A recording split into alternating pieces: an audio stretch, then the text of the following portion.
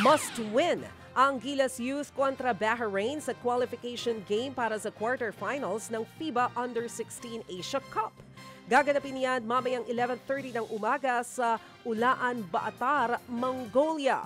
Galing ang Gilas sa group stage na may isang panalo sa 3 laro, habang ang Bahrain sa world number 94, 2 wins at 1 loss ang record sa preliminaries. Makakalaban ng mananalo sa larong yan ang China na reigning bronze medalist ng torneo. Samantala, pinaluwag daw po ang rules para makalaro sa Southeast Asian Games sa SEA Games ngayong taon ang bansang Thailand.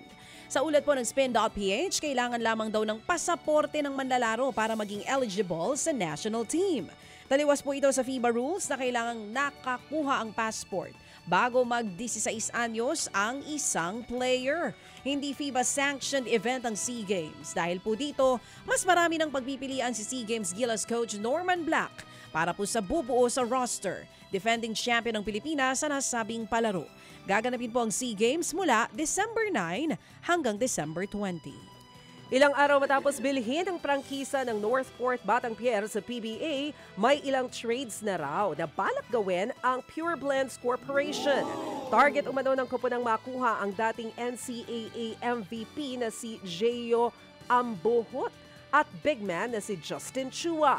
Kailangang makakuha ng 2/3 na boto ng Pure Blends para maisapinal ang pagbili sa prangkisa ng Northport.